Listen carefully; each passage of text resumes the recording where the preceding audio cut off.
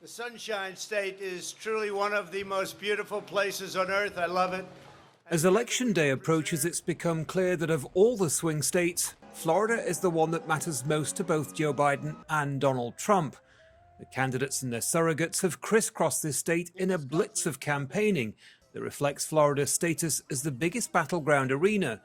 It's also a state that's been ravaged by COVID-19, with more than 16,000 deaths and cases once again on the rise. The state's governor, a close ally of the president's, has refused to initiate a lockdown, and Trump's doubling down on his opinion that the economy comes first.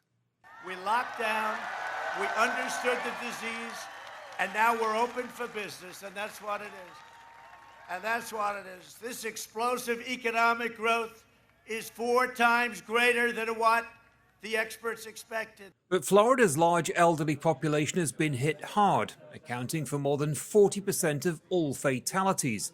President Trump did well with older voters here in 2016. Political experts say that's changed.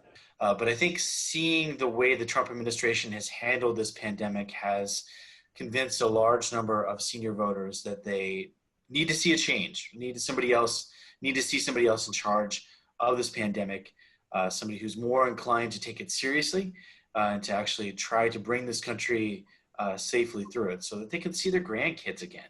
Communities of color in Florida have also been disproportionately hit by the virus. Underlying health conditions, limited access to health care, and poverty have all made things worse. White voters helped propel the president to a narrow victory in Florida 4 years ago, but he also needs as many votes as possible from Hispanics and African Americans. Those supporting the former vice president say he's more trustworthy. He is non-racist. He always talks about everyone. He doesn't separate black from white and all the proposals that he has proposed.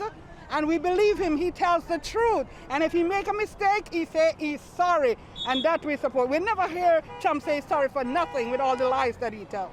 Like other states, early voting in Florida has seen record turnouts, with the pandemic a big issue on voters' minds. Everything about the pandemic during this election cycle has been politicized, from the wearing of masks to the balance between keeping the economy going and the dangers of a deadly virus. Whether that translates to a victory for either candidate remains to be seen. But here, every vote counts, and the optics between these two campaigns couldn't be more different. An electorate polarized by the handling of the pandemic hasn't given either candidate a commanding lead in Florida, but there's no question that it's one of the dominant issues, and one that'll play a major role in deciding who wins the presidential election. Andy Gallagher, Al Jazeera, Miami, Florida.